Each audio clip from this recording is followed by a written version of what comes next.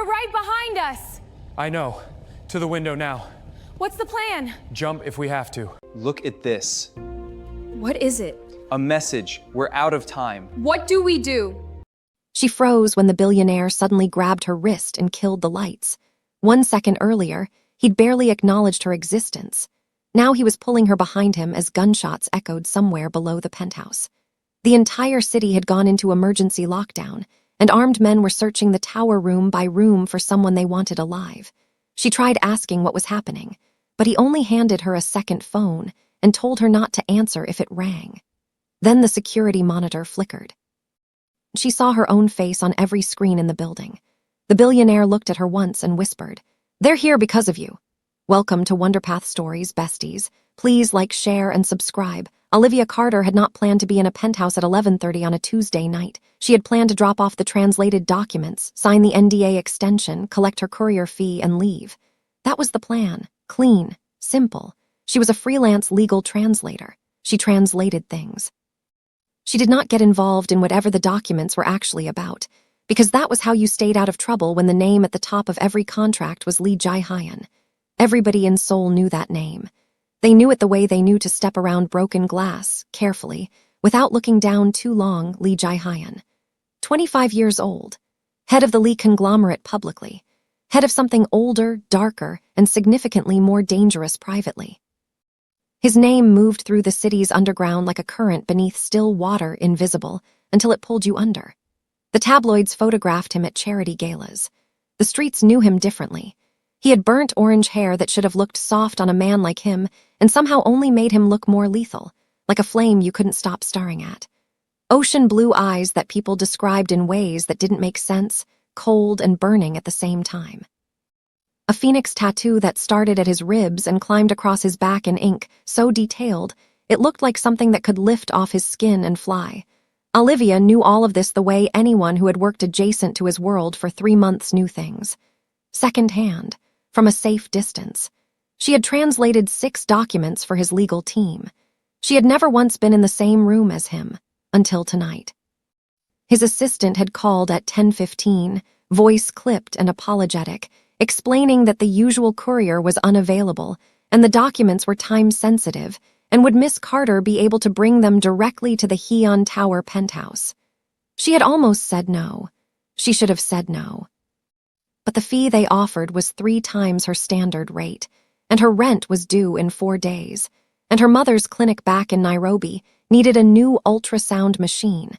And Olivia had learned a long time ago that the universe had a particular sense of humor about the things people needed versus the things they wanted.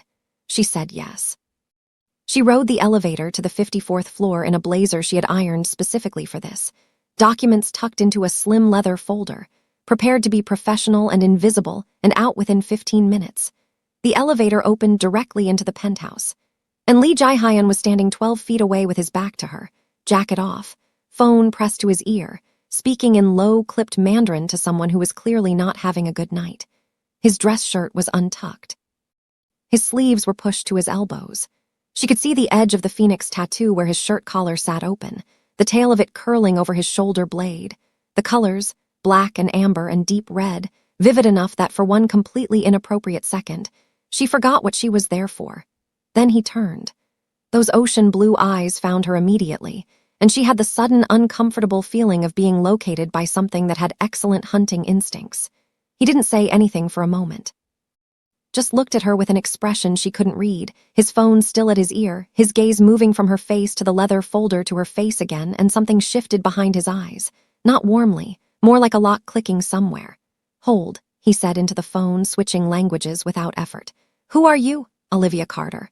Her voice came out steadier than she deserved credit for. "Freelance translator. Your office arranged for me to bring the NDA extension."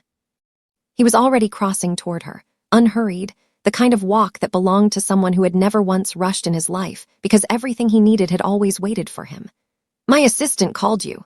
He took the folder from her with one hand, opened it with the other, scanned the top document the way people scan things when they already knew what they're looking for. The Mandarin conversation resumed without him looking up. She stood there, which was fine. She was very good at standing.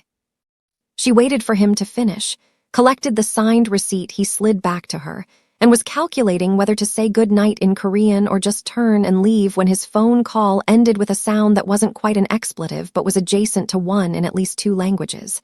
He set the phone on the table. Hard. Then the lights died. Not a flicker. Not a warning. The entire penthouse dropped into absolute darkness in the space of a breath, and before Olivia could process what was happening, a hand had closed around her wrist, firm, certain, pulling, and she was being drawn sideways into the dark so fast she stumbled into him. "Quiet," he said, not loud, not panicked. Just a word with edges sharp enough to cut. She was quiet. Somewhere below them, 3 floors, maybe 4, she heard it. Gunshots. 2 close together, then one alone, then silence. Then shouting in a language she identified in the back of her stunned brain as Cantonese. Ji-hyun pulled her behind him, moving through his own penthouse in total darkness like someone who had mapped every inch of it for exactly this kind of night, which she thought he probably had. He pressed her against the wall beside the window, his arm coming up in front of her, not touching, just present, a barrier, and reached for a second phone that had been sitting in his inside jacket pocket. He pressed it into her hands. "If it rings," he said quietly, close enough that she felt the warmth of him, "don't answer." "What is happening?" "Not now." Security monitors came back on emergency power. The screens across the far wall flickered and resolved into grid footage, lobby, stairwells, corridor cams, parking structure, and on every single one of them, cycling in a loop like someone had set it deliberately, was her face, her face. Her work ID photo from the freelance agency database. Her name beneath it in Korean, and beneath that, 2 words she translated in about half a second, locate alive. She felt the blood leave her face. She was actually watching it happen in a sort of distant, clinical way, the way your body knows something before your brain finishes processing it. Ji-hyun had gone very still. He was looking at the screens. Then he turned to look at her, and his ocean blue eyes were doing something she'd later struggle to describe, not cold, not warm, just calculating, and beneath that, something else, something that looked almost like a decision being made. "Here because of you," he said. It wasn't an accusation, it was just a fact. The way a doctor tells you something is broken, matter of fact, like the next step is already clear. "I don't know why," she said immediately. I'm a translator." "I translated your documents. I don't know anything," he said slowly, studying her. "But someone thinks you do." He moved. She followed because standing still next to a bank of screens with your own face on them was not a viable option.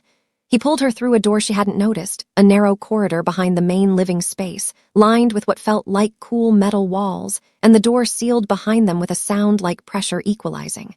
"Panic room," he said. Gathered. There was light in here, dim amber backup lighting. She could see his face properly now for the first time since the lights went out, and what she saw there was not what she expected. She had expected someone irritated that their evening had been disrupted by whatever catastrophe she had apparently brought to his door. Instead, she found someone who looked focused, contained. Like this was a language he spoke fluently, and she was just now being introduced to the conversation. 3 months, he said, leaning against the wall across from her, arms crossed, watching her the way she imagined he watched everything. "You've been translating for my team for 3 months. "Yes. Before that?" "International law firm, Kim and Associates, 3 years. Something moved behind his eyes. She didn't catch it fast enough to name it. "Who else have you translated for in the last 6 months? Have to check my records." "Think," she thought. She listed 5 clients methodically because panic was a luxury and she didn't have time for it, and somewhere in the middle of the 4th name she watched his expression go from controlled to something colder. Something that said he recognized a name she'd just said. "Stop," he said. She stopped. "Il-seong." She blinked. "He's a client. Corporate restructuring documents." "Standard. He's not in corporate restructuring." Ji-hyun's voice had gone very quiet, and those documents weren't standard. He looked at her for a long moment. "Did you keep copies?"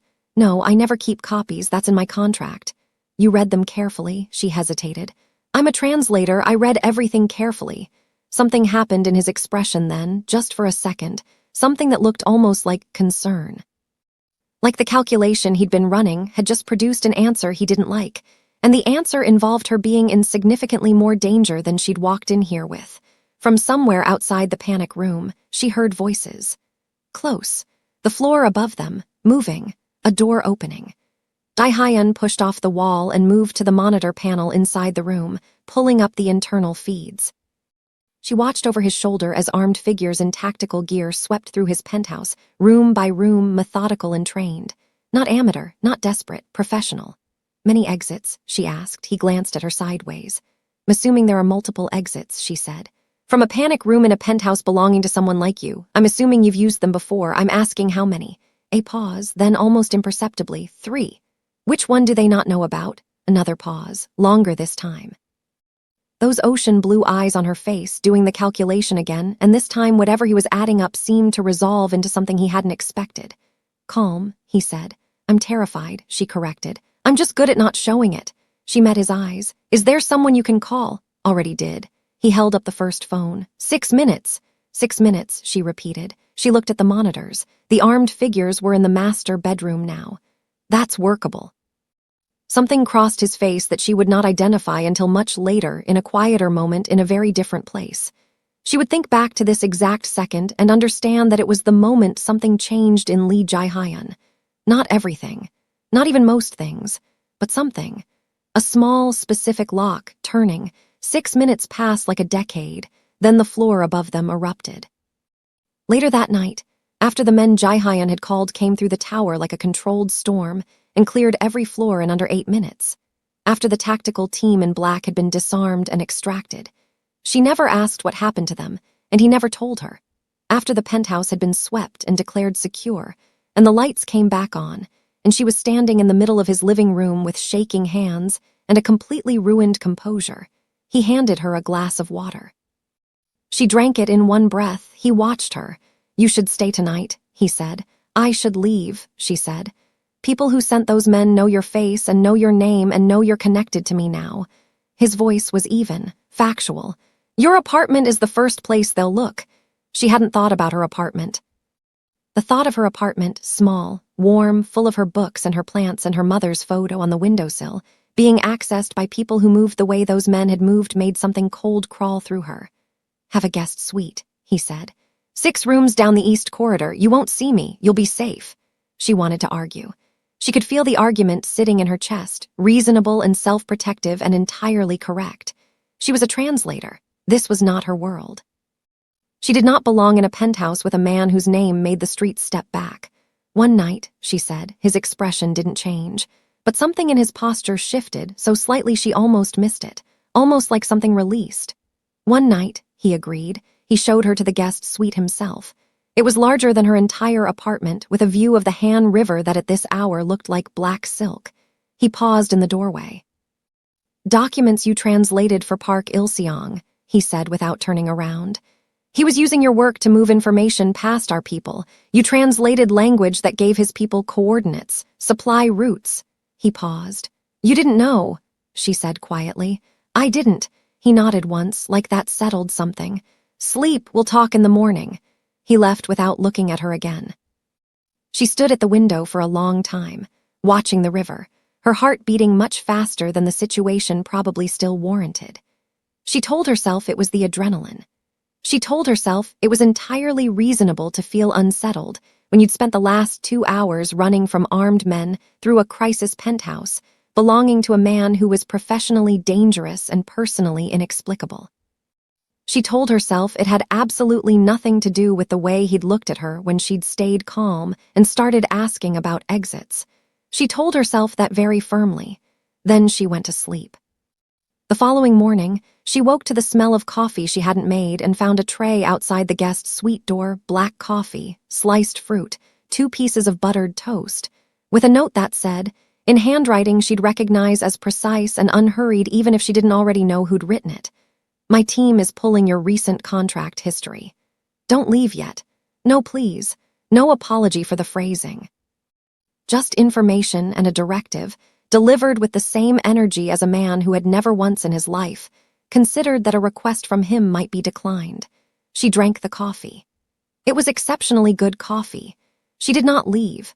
By mid-morning, she was sitting across from him in a conference room she had not known existed 2 floors below the penthouse, in a secondary building she had not known was connected to the tower. There were 3 other people in the room, a woman with close-cropped hair and the efficient posture of someone who handled things for a living, a man in his 30s who she identified within 4 minutes as security intelligence based on the way he watched doors, and someone else who said almost nothing and took notes in a system she couldn't read. Ji-hyun sat at the head of the table. He had changed, dark trousers, a charcoal-fitted shirt, sleeves rolled to the elbows again. The phoenix tattoo visible at his forearm this time, the lower wings of it, amber and black. He looked like someone who had slept 4 hours and needed about 2 more, but would not admit to needing anything. "Il-seong," the woman said, placing a tablet on the table in front of Olivia, "was using your translations to extract intelligence from documents that passed through Lee Enterprises. He embedded coded route markers in the requests he sent you. You translated them correctly and completely." "That's the problem." She said it without cruelty, just precision. "You're exceptionally good at your job." Olivia looked at the screen, then at Ji-hyun. "So someone used me to steal from you. To steal from multiple parties," he said. "Through you, yes. Now they want me because I can identify the documents. Because I have you," he said. Then he paused, like the sentence had sounded one way in his head and another way out loud.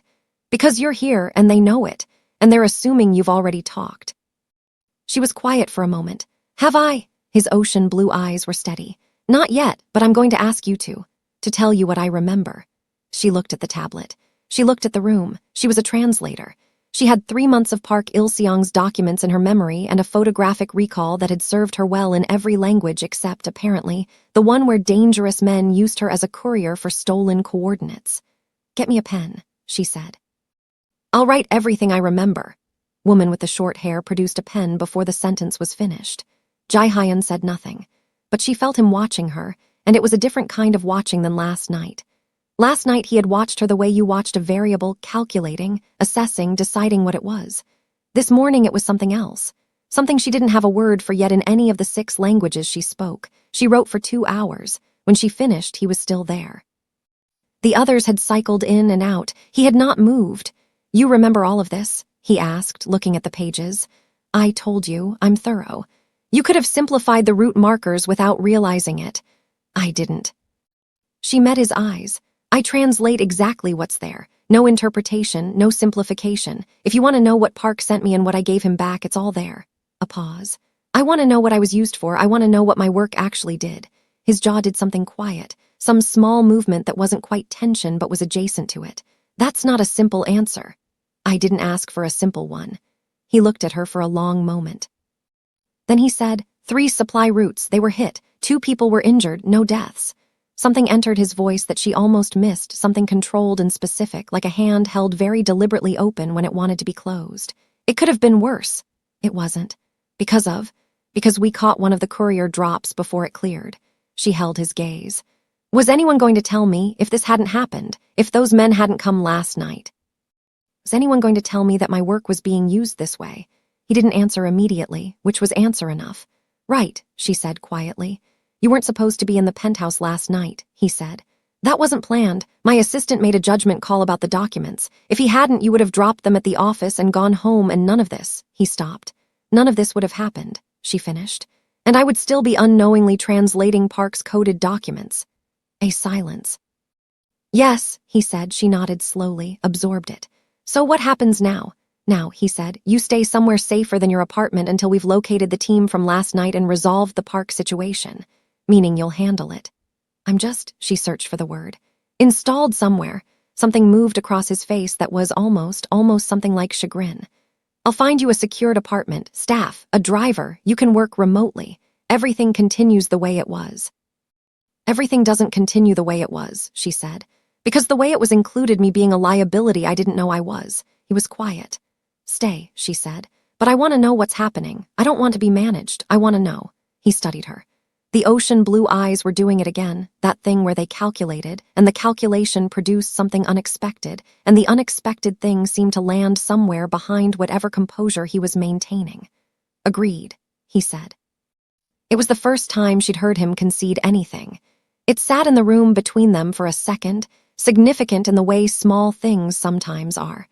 A few days later, the secured apartment turned out to be on the 31st floor of a building 3 blocks from Haeon Tower. Coincidence so unlikely she didn't bother treating it as one. It had floor-to-ceiling windows and a kitchen that someone had stocked before she arrived, and a view that she suspected was worth more than her entire freelance career to date. There was a security detail in the corridor. There were 2 phones, her own, and a second one she'd been told to keep charged and close. She worked. She translated.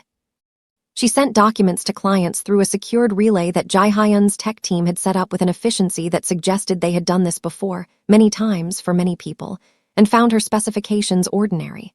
On the 4th day, she heard from him directly for the first time since the conference room, not a phone call. A message on the second phone, 3 words. How is it? She stared at the message for a moment, very aware that it wasn't a question. It was phrased like an assessment. Like he was checking a variable, she typed back, "The coffee here is better than my apartment. Whose apartment is this actually?" A pause. Then, mine, she didn't respond to that. 15 minutes later, another message, "There's a team in place. You can move around the building. Don't go past the perimeter without telling the details," she typed. "I don't take orders." Another pause. Longer. Then, noted. "Please don't go past the perimeter without telling the detail." She almost smiled. She didn't, because that would have been dangerous, but she almost did. That evening, she was on the balcony with a translation brief and a glass of water when she heard the elevator open behind her. She didn't turn immediately, because the security detail used that elevator, and she was in the middle of a sentence. Then she heard a footstep that was too deliberate to be the detail, and she turned. Ji-hyun was standing in the open balcony doorway with a paper bag in one hand and his jacket folded over the other arm, and he looked, for just a fraction of a second, before whatever composure he wore settled back into place, like someone who had arrived somewhere and wasn't entirely sure why he was there. She waited. "I was in the building," he said. "You own the building," she said. "Yes." He lifted the bag slightly. "My kitchen staff made too much." She looked at the bag. She looked at him. "Your kitchen staff made too much." Donjang J. Jiggy. A pause. "Your file said you speak Korean. I assumed you eat Korean." Her file. He had a file on her. She knew this, obviously. He was Lee Ji-hyun, and she had been in his orbit for 3 months and spent 2 hours writing intelligence notes for his team. But the specific use of the word in this context, in front of a paper bag of soup he had brought to an apartment he owned that he had put her in, had a particular quality to it. "Down," she said, because she wasn't going to be flustered by this. "There are bowls in the cabinet." He looked mildly surprised, like he'd expected her to either take the bag and thank him or tell him to leave and hadn't prepared for a third option. She didn't explain herself. She went inside and found the bowls, because the soup smelled extraordinary and she was hungry, and because she was tired of managing herself around a man who had apparently decided she was worth managing logistics for but hadn't said so in any way that made sense yet. They ate on the balcony. The city spread below them, early evening light making it look like something that should have been painted. "Where are you from?" he asked. "Seoul," she said. "Well, I was born in Nairobi. My mother is Kenyan." "My father was Korean." She paused. "He died when I was 9. My mother brought me here for his family. They weren't welcoming. She stayed for my school and then went back." She ate. "I stayed for the work eventually." He was quiet, processing this in the way he processed most things, without reaction but completely. "You speak 6 languages," he said. 7 now. I've been picking up Cantonese." A pause. Useful given recent events. Something moved across his face. Quick. She caught the edge of it. "Funny," he said, like he hadn't expected that, like it was information he was filing somewhere. "Exhausted and slightly traumatized," she said. "It comes out as humor. Is your team making progress?" "Yes, on Park, and on the team from the tower." He paused. "It's going to take another week, maybe 2, she nodded. "All right. You're all right with that?" "I didn't say I was all right with it. I said all right, meaning I heard you and I'm processing." She looked at him directly. "I want to know when you find them. You'll know. I want to know before it happens, not the details, just that something is happening." He looked at her for a long moment. The ocean blue eyes were very still. "Why?" "Because I was used as a tool by someone I didn't know was dangerous, and I want to be a person in this situation, not just a thing that got caught in it." She held his gaze. "That's not unreasonable." He held her gaze. Then, "No, it isn't." He left 20 minutes later, taking the empty paper bag. She stood at the balcony railing after the elevator closed and watched the city lights come on below, and told herself, very firmly and carefully, that a man bringing you soup did not mean anything when that man was Lee Ji-hyun, and she should not construct a single thought around it, and the slight warmth in her chest was the soup. She was mostly convincing. The following morning, she was working at the kitchen island when the security detail knocked to let her know she had a visitor. She expected Ji-hyun's intelligence woman, the short-haired one, who had come twice already to follow up on her written notes. It was not her. The man in the corridor was Korean, 30-something, extremely well-dressed in a way that competed with Ji-hyun's standard of expensive, and he had the particular smile of someone who knew exactly how he looked and had decided that should be enough. Miss Carter. He extended a hand. Shin Do-won, I'm an associate of Ji-hyun's. I was asked to check in on your situation. She shook his hand. She did not invite him in. Mr. Lee asked you to check in, she said. He's occupied today. Intensive meetings. Shin's smile was warm and practiced. I was going to offer a change of scene if you're feeling confined. There's a private dining club nearby, lunch on his account, of course. I know the situation has been stressful. Olivia studied him. He was charming, that was clear. The kind of charm that came from long practice and reasonable confidence. Under other circumstances, different time, different situation, she might have found it pleasant. I'm not confined, she said. I'm working, thank you for the offer. Of course. He didn't move immediately. You know, it's not often someone ends up in Ji-hyun's orbit without history. It's unusual. He doesn't typically extend the kind of arrangement you have. What arrangement do I have? She asked. His apartment, his detail, his personal attention. A pause, mild, careful. I just want to make sure you understand what that means. He's a complicated man. People who get close to him without understanding the complexity. He let it trail, his expression suggesting he was being very kind by warning her. Thank you, Olivia said again. I'll keep that in mind. She stepped back and nodded to the detail. Please let Mr. Shin out. She went back to the kitchen island and did not look up from her brief. She was halfway through a particularly dense contract clause when the second phone lit up. She looked at it. Ji-hyun, Shin visited. She paused. Then typed, your people are efficient. Ji-hyun, what did he say? Not a question again. She looked at the screen for a moment, then typed, that you're complicated and I should understand what your attention means. A pause. Longer than usual. Ji-hyun, he shouldn't have come, she typed. I handled it. Another pause. Ji-hyun, I know. She stared at those two words for longer than she should have. Then she put the phone face down and went back to the contract clause, which was starting to feel significantly less complicated than the situation she was apparently in. 3 days later, Shin appeared again. Not at the apartment, at the building's lobby coffee bar, which she had started using in the mornings because the detail let her go that far and the coffee was genuinely good.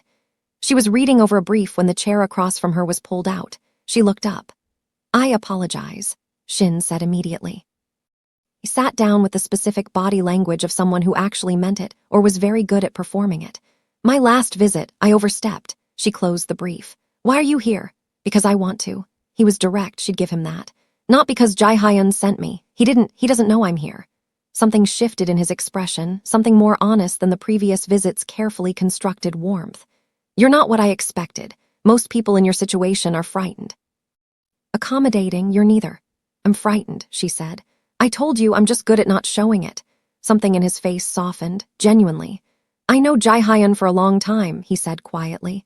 He is exactly as complicated as I said. He doesn't explain himself. He doesn't apologize. He makes decisions about people without telling them he's making decisions. It can feel like control when it's actually. He paused, like he was editing himself. I just think you should know what you're walking into. You care about him, she said. He blinked. Then something like surprise. Yes. Then you should probably trust that he can handle himself. She picked up her brief. And so can I. He left. She sat with her coffee and watched the lobby and thought about what he'd said, not the warning, but the moment before it, when he'd almost said something true and stopped himself. She thought about what it meant that someone who clearly loved Ji-hyun was worried enough about her to come twice.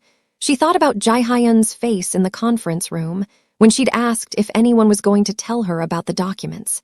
He hadn't answered, which meant no. Which meant he had known, or suspected, and made a decision about what she needed to know. And that decision had been made without her, in the way all decisions about her had been made without her for 3 months while she sat at her desk and translated his papers in good faith. She should be angrier about that than she was. She was working on it. That evening, he appeared at the apartment again. No paper bag this time. Just him, jacket on, and an expression she was learning to read as something like preoccupied, the specific quality his face got when whatever he was managing internally was competing with whatever he was saying externally. Shin came back, she said before he could speak. I know. His voice was even, too even. He said you didn't send him. I didn't, she studied him. Are you angry? Something moved through his expression, quick and contained. Yes. Him or at me? At him. His ocean blue eyes were steady on hers. Not at you. At him. He was quiet for a moment.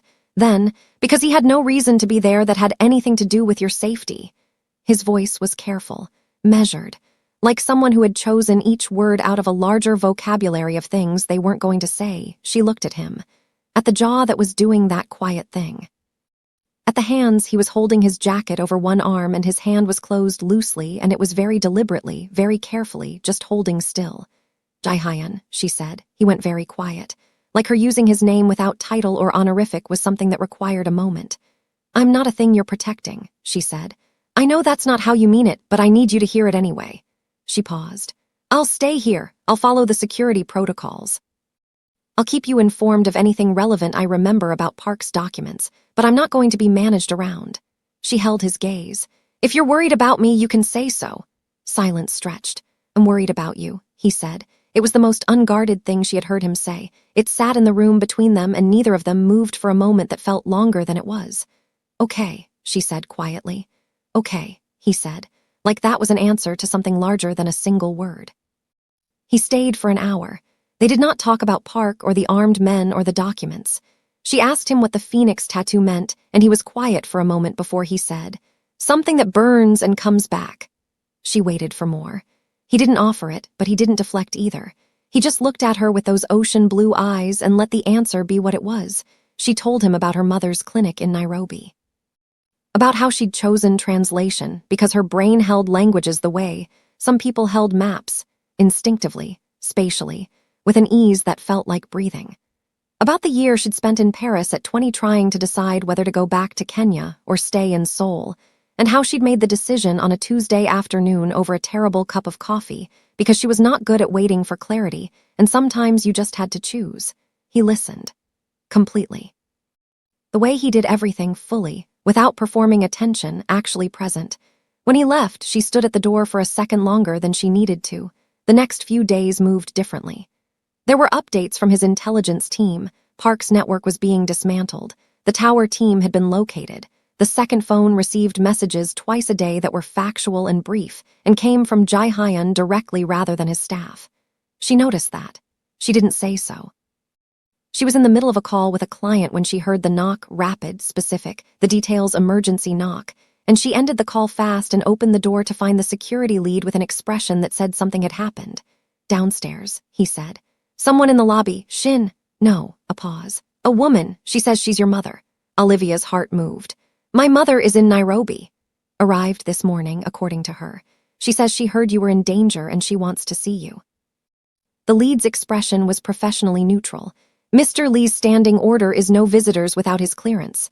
Olivia closed her eyes for half a second, then opened them. Tell her I'll come down. Miss Carter. She flew from Nairobi. She looked at him steadily. I'm going to talk to my mother. She called Ji-hyun on the way to the elevator. He picked up on the second ring. My mother is in the lobby, she said, a pause. Your mother. Olivia Carter. She heard something, I don't know how, I didn't tell her anything, but she's here and she flew from Nairobi and I'm going to see her. Have her cleared, he said immediately. Not a question, not a discussion. Thank you, she said. And then, because she needed to say it, she's going to want to know what's happening. I'd like to tell her the truth. A pause longer. How much? As much as is safe. She paused. She's not someone you manage. She's like me that way. Something that was almost a laugh, not quite, but the shape of one moved through the line. I'll call the lead, he said. Olivia Carter was 53 years old and had the posture of someone who had raised a daughter alone in 2 countries and considered both experiences to have gone well. She was tall, curvy, beautiful in the specific way that Olivia understood as belonging to her, the source of it, the origin. She was also visibly, magnificently angry in the way that only mothers who have received second-hand news of danger to their children and boarded planes can manage to be. She held Olivia for a long time in the lobby. The security detail looked away with the professional courtesy of men who understand that some things are not their business. Someone called me, Wanjiru said against her hair. A man. He said you were safe, but that it would be better if someone who loved you was with you. She pulled back and looked at her daughter's face. He didn't give his name. Olivia looked at her, then at the ceiling briefly, then back at her mother. I know who called you, she said. Wanjaru met Ji-hyun that evening. He came to the apartment and Olivia watched the two of them in the same space and understood something she hadn't articulated to herself yet. Her mother looked at Ji-hyun the way mothers looked at things that were significant to their daughters. Not with hostility, not with approval, just with the complete and total attention of someone gathering information. Ji-hyun, for his part, was more carefully formal than she had ever seen him. He answered Wanjaru's questions direct, honest, in the way he was honest with Olivia, without hedging. He said that Olivia had been placed in a dangerous situation through no fault of her own. That he was responsible for her safety, that the situation was being resolved. He did not minimize and he did not perform. He just told her mother the truth. Wanjaru looked at him for a long moment after he finished. Then she said in Swahili a sentence that made Olivia's face heat up. Olivia answered in Swahili, quickly. Ji-hyun looked between them. What did she say? She said your eyes are unusual, Olivia said. Wanjaru smiled at her daughter. In Swahili, she had actually said, he's already decided. Can't you see it, Olivia had said. Mama, stop. 2 weeks later, the situation resolved. Not cleanly, nothing in Ji-hyun's world resolved cleanly, she was learning, but conclusively. Park Il-seong's network was dismantled. The men from the tower were dealt with in ways she had been told about in general terms and had chosen not to request specifics on. 3 of her former clients were flagged to authorities under legal frameworks that Ji-hyun's legitimate lawyers handled with the precision of people who had done this before. She was, by every metric, free to go back to her apartment. She was packing her work materials in the secured apartment when Ji-hyun came in. He stood in the living room and looked at the bag on the table and said nothing for a moment. Your team is thorough, she said. It's resolved faster than you said. His voice was even. I can go back to my apartment, she said. You can. He paused. Or you can stay. She turned to look at him. He was standing with his hands in his pockets, which was the version of him she had come to identify as the least armored, the one that existed when the management of everything had been set down for a moment and there was just a person left. His burnt orange hair was slightly pushed back like he'd run a hand through it. His ocean blue eyes were on her face. I'm asking, he said. Clearly. Not as a security arrangement. He paused. I don't want you to leave. She looked at him. At this man who had pulled her behind him in the dark on a Tuesday night and handed her a phone and kept her safe by instinct before he had any reason to, who had brought her soup, who had called her mother and not told her, who had given her exactly the information she asked for about the documents, every time without managing her, after she asked him not to. You could have told me, she said. About my mother, you could have said you called her. Why didn't you? He was quiet for a moment, because I wasn't sure if you'd think I overstepped. You, probably. His jaw did the quiet thing. But she needed to know you were safe, and you needed someone who, he stopped, started again. You carry things alone, you're very good at it. I didn't want you to have to this time. Warmth that had been building in her chest for 2 weeks, the one she had been very carefully not nomming, rose significantly. Ji-hyun, she said. He waited. Stay, she said. But not because you need to protect me. Something happened in his face, something that was not as controlled as everything else that happened in his face, that was actually visible and human and open, briefly, beautifully open. Then why? He said quietly. Because I want to, she said. Clearly, not as anything else. She held his gaze. Is that enough? He crossed the room, not rushed. Nothing Ji-hyun did was rushed. He crossed the room with the same deliberate certainty he did everything. And when he stopped in front of her, close, the way he'd been close that first night in the dark, but different now, completely different, he lifted his hand slowly and touched her face, just his hand against her cheek, his thumb at the edge of her jaw, careful and certain. It's more than enough, he said. She reached up and covered his hand with hers, and the city spread below them like something that existed for exactly this, and the feeling that moved through her when he lowered his forehead to hers was so specific, and so complete that she understood she had already fallen, weeks ago, in a panic room with emergency lighting and someone else's gunshots above them, when a man with ocean blue eyes had given her a phone and decided, quietly and irrevocably, that she was worth keeping safe. The weeks that followed had a different quality. Not simple, nothing was simple in Ji-hyun's world, and she had stopped expecting it to be, but present. Real. He showed up in ways she hadn't anticipated and that he clearly had not planned, or had planned so carefully they were designed to look unplanned. There were mornings she found deliveries at the door, not flowers, nothing performative. A set of translation software she'd mentioned offhandedly that she'd been meaning to upgrade to. Books in 3 different languages on subjects she'd said she was curious about. A new phone mount for her desk because she'd said, once in passing, that she was tired of craning her neck. He showed up in person with less warning than she was entirely prepared for. Not intrusively, he knocked. He waited. He did not assume, but consistently, in the way that people are consistent when they are building something they don't want to name, yet in case nomming it makes it fragile. She found herself doing the same. Learning his coffee order and making it when he came by. Sending him articles she thought he'd find relevant or occasionally irreverent. In the specific way she'd discovered, he found irreverence interesting rather than irritating.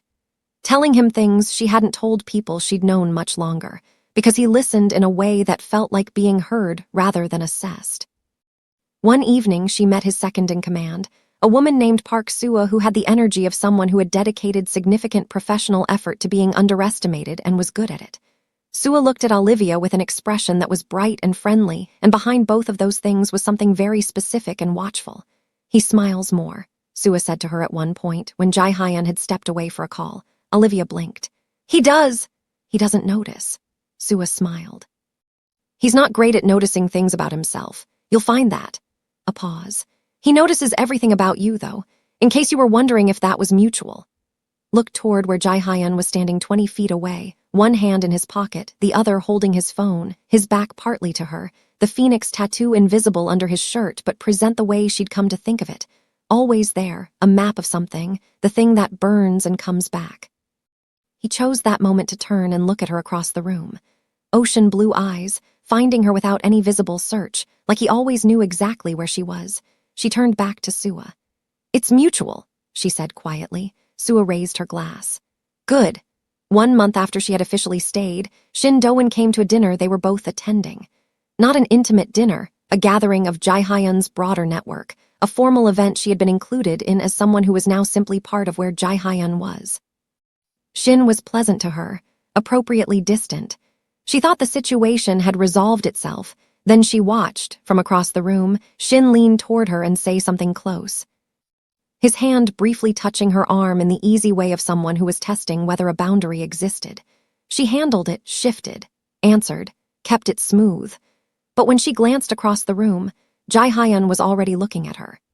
He was in a conversation with 2 men she'd been introduced to earlier, and his body language said entirely present, and his face said controlled and professional, and his eyes, when they met hers, said something else entirely. She gave him a small, deliberate look that said, I have it. The line of his jaw went tight, once. Then he returned to his conversation. 20 minutes later, Shin was in a different part of the room and Ji-hyun was beside her, close enough that she could feel him. He didn't touch her. He didn't say anything about Shin. He simply moved to stand beside her and stayed there, and his proximity was the most eloquent thing she'd seen him do yet. I handled it, she said quietly. I know, he said. Then why are you standing 4 inches from me like a human wall? A pause. Then, with visible effort toward honesty, because I wanted to, she looked at him. At the controlled face and the tight jaw and the eyes that were doing their ocean blue version of something that would probably be described in calmer circumstances as longing. Ji-hyun, she said softly. Don't, he said. Not here. She didn't say anything. But she turned very slightly toward him, and her shoulder rested against his arm, and he exhaled very slowly, and that was its own kind of conversation. Later, in the car back, with the city moving past the windows, he said, He has no reason to touch you. I know, she said. I know you handled it. His voice was controlled, carefully. I know you don't need me to intervene. I know you're... He stopped, started again. I just need you to know that if you wanted me to. I know that too, she said quietly. Looked at her across the car. Something in his face had come uncovered in the low light, the way it sometimes did in the moments between composure when whatever he was managing internally surfaced just briefly, just enough to be visible. You don't like when other people get close to me, she said, not an accusation, just an observation.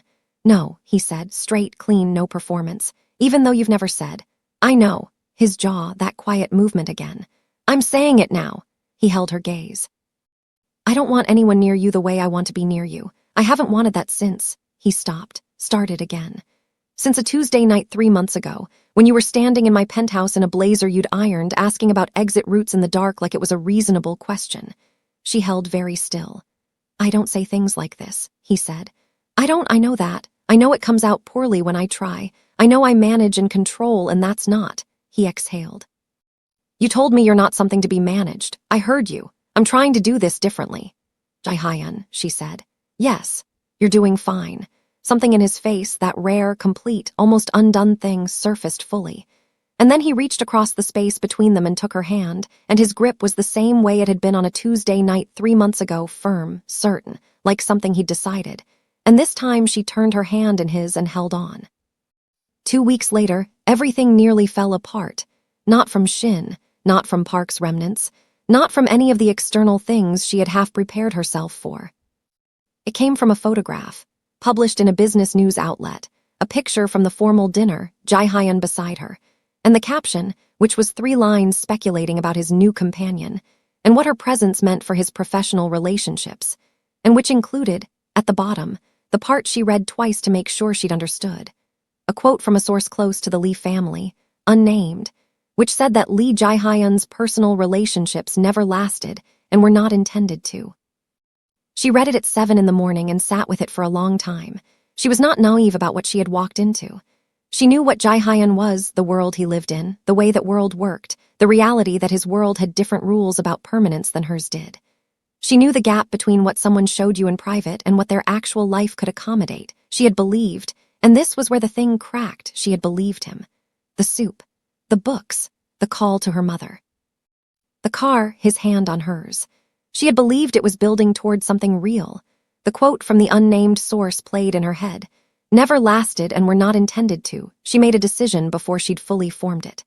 She called Wanjaru, who was still in Seoul, staying with a cousin, and told her she was coming over, and she packed a bag small just overnight, and she told the security detail she was visiting her mother. She did not call Ji-hyun. She was at Wanjaru's for 4 hours when he found her. She hadn't expected him to come so quickly. She didn't know what she'd expected. Anger, maybe, a message, something managed and controlled and carefully worded. Not this. He was at the door. He had clearly not come from something scheduled. His shirt was untucked again, his hair pushed back, and he looked when Wanjaru opened the door and he saw her over her mother's shoulder, like someone who had been holding something very tightly for several hours and was now choosing not to anymore. Can I come in? He said to Wanjaru. Then before she could answer, please. Please. She had never once heard him say please like that, like it cost something. Wanjaru stepped aside.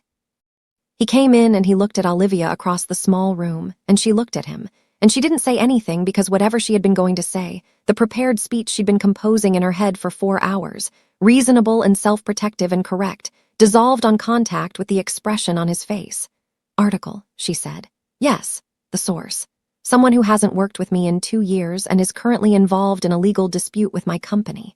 His voice was even, precise. It was manufactured to create instability.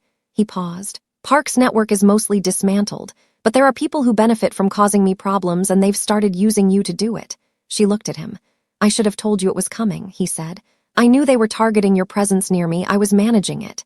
He stopped. I know what you told me. You were managing it without telling me, she said quietly. Yes, his jaw, the tight, quiet thing. I told myself it was protective, that I was keeping you out of the uglier parts of what this costs. He exhaled. But you left, and He stopped again, started one more time, and this time the control was visible, the visible effort of a man who was choosing to put something down. I need you to not leave. I need you to know that whatever was said in that article, whatever anyone says about what this is, I know what this is. He held her gaze. I know what you are to me. I know it from a Tuesday night when I pulled you behind me in the dark and I already didn't want to let go. His voice dropped. I'm not good at this, at saying it, at being open, I know that. But I'm asking you to stay, Olivia. And I'm asking you as myself, not as someone managing a situation, just as me. Room was very quiet. Wanjaru, from the kitchen doorway, did not say a word. She was drinking her tea and looking at the ceiling with the studied neutrality of a woman who had not raised her daughter to be foolish. Olivia looked at Ji-hyun. At the open, rare, almost frightening honesty of his expression, which was the most unguarded she had ever seen him. At the burnt orange hair and the ocean blue eyes and the phoenix that she couldn't see but knew was there, the thing that burns and comes back. You have to stop making decisions about what I need to know, she said. Yes, he said. You can't manage me, I know. If you're worried about something that involves me, you tell me. He crossed toward her slowly, stopping close. His hand came up slowly, the way he always moved when he touched her, giving her time, and his palm cupped her jaw. Stay, he said quietly. She covered his hand with hers. You're going to be terrible at this, she said. I know, he said, but I'll keep trying. She leaned into his hand. Then yes, I'll stay. The months that followed were not simple. They were not supposed to be, but they were real, which was something she had decided mattered more than simple. She moved permanently into the 31st floor apartment, which he had quietly, without announcement, taken off the building's rental records and transferred into her name. She found the paperwork on the kitchen counter one morning with a post-it note that said, in his precise handwriting, yours. She stood with it for a long time. Then she went to find him and told him he couldn't just do that, and he listened to the full speech and then said, I know, but it's done. And she had looked at him and understood that this was who he was, that he loved by action, by decision, by the particular language of making things certain and safe and permanent, and she was learning to speak it back. She met the inner ring of his world. Some of them she liked immediately. Some were careful with her in the way people are careful with things that belong to someone powerful. Sua remained her favorite because Sua said exactly what she thought and found Olivia's tendency to do the same deeply, personally delightful. He's different, Sua told her one afternoon over coffee. He's always been Ji-hyun, controlled, managed, present but not accessible, even to people who have known him for years. She looked at Olivia. With you, he's accessible. He's still controlled, Olivia said. Of course, that won't leave him, it's structural, Sua smiled. But there's something underneath it now that wasn't there before, something that, she thought. When he talks about you, it sounds like someone who isn't surprised by something good. It sounds like someone who decided this was worth everything and means it. Olivia looked at her coffee. I know, she said quietly. She did know. She had known it for a while, in the way you know something that has been true for some time before you found the language for it. 6 months after the Tuesday night, she got sick, not dramatically. Not in the way stories arranged illness, the cinematic collapse, the sudden crisis. It was a low fever that became a high fever, and a high fever that became something her body could not manage. And she woke on a Thursday morning unable to get out of bed and called Wanjiru, who came immediately. And by the afternoon, a doctor had been called, Ji-hyun's personal physician, who had apparently been on call from the beginning, because of course he had, and the diagnosis was an aggressive viral infection that needed treatment and rest and monitoring. Ji-hyun canceled everything. She told him not to. He said he understood and then did it anyway, and she didn't have the energy to have the conversation about that again, so she let it go. He was there. That was the thing. Not hovering, he was not a hoverer, that was not in his architecture, but present. He sat with his laptop at the chair beside the bed and worked, quietly, available. He brought water when she needed it before she asked. He was there when she woke at 2 in the morning, not remembering for a moment where she was, and his voice, low and even, said her name once, and she was oriented again. On the 3rd day, when the fever broke and she felt human enough to be aware of things again, she opened her eyes and found him there. She studied his face, the lines of exhaustion around his eyes that she had put there by being sick, and felt something expand in her chest so completely it almost ached. You need to sleep, she said. I slept, he said. When, a pause, I'll sleep tonight. Ji-hyun, he looked at her. Thank you, she said, for being here. He leaned forward in the chair, elbows on his knees, and looked at her with an expression that was so unguarded, so quietly full that she wondered how she had ever thought this man was cold. There isn't anywhere else I would be, he said.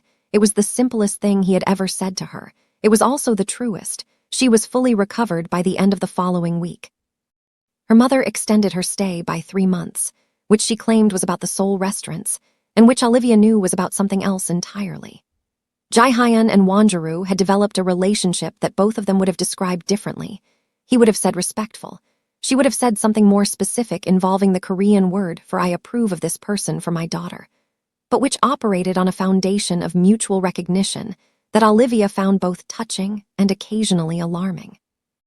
On a Saturday 7 months in, Ji-hyun told her that Park's remaining network had been fully dissolved, that the legal proceedings connected to her former clients were concluded, that she was, in every measurable sense, clear. She heard this and felt something release that she hadn't realized she was still holding. It's done, she said. Yes, he said. I'm safe. You've been safe. His voice was direct. I made sure of it. I know, she looked at him. I know you did. A pause. Does that mean you'll stop monitoring everything? He considered this, with what she recognized as genuine effort. Partially, he said. She looked at the ceiling briefly. I'll take partially. He almost smiled.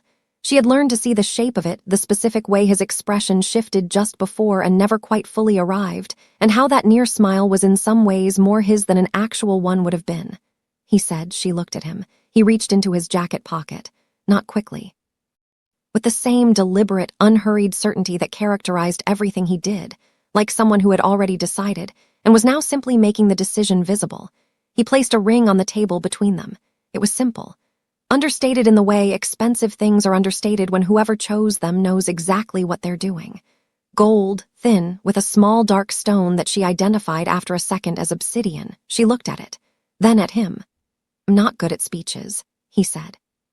You know that? I know that, she said. I know what I want. He held her gaze. I know it with the same certainty I know everything I've ever decided was right. I know it more clearly than I've known most things in my life. A pause, the jaw, the quiet movement. I want you to be mine, fully, not as something I'm protecting, as someone I belong to the same way you'd belong to me. His voice was low and careful and honest in the way he was always honest when he chose to be. I want to be the person who's there, always, not occasionally, not when it's convenient, every morning, every terrible day, every Tuesday night that becomes something neither of us planned. He looked at the ring, then back at her. Marry me, Olivia. She had been holding very still. She let herself breathe. You know, she said quietly, I thought about leaving. On the day I packed a bag and went to my mother's, I thought this is where I choose myself. This is where I don't let something that's going to hurt me eventually hurt me now. I know, he said, but then you came to the door and said, please. She looked at him. And I understood that you were trying, that you were choosing something you weren't built for and doing it anyway. She paused. That's what I want, someone who tries, someone who chooses me even when the choosing is hard for them. His eyes were very steady on hers. Is that what you're asking to do? She said. Permanently? Yes, he said. She picked up the ring, turned it in her hands. The obsidian caught the light. It's beautiful, she said. I had it made. His voice was quiet. Your mother told me you don't like anything that looks like ownership, that you like things that look like, he paused, like something chosen, not imposed. She looked at him, at this man who had asked her mother what she would like, who had listened, who had turned that information into a ring that looked like exactly what she was, something that chose to be here. Not because it was required. Yes, she said. He went very still. Yes, she said again, clearly. I'll marry you. He took the ring from her hands and slid it onto her finger, and his hands were steady, but she could feel just barely the slight tremor in them, the thing underneath the control, the enormity of what this was to him, and she understood that she was being trusted with something he didn't trust to many things.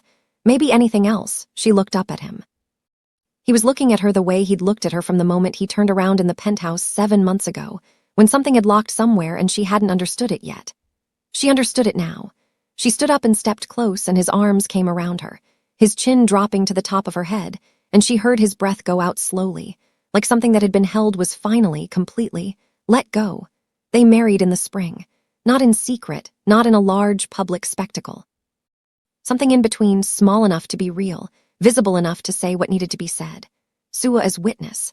Wanjiru in the front row looking like a woman who had known this was coming for approximately 7 months and considered herself largely responsible. Ji-hyun wore dark charcoal. His burnt orange hair was slightly pushed back. His ocean blue eyes, when she walked in, when he saw her, did the thing they had always done, the thing she now knew the name for. They said their vows in Korean and Swahili. Because she was both things, and he had learned the Swahili for the part that mattered, and she had never loved anything as specifically as she loved him for doing that. She cried. She had planned not to. She cried anyway. He did not cry.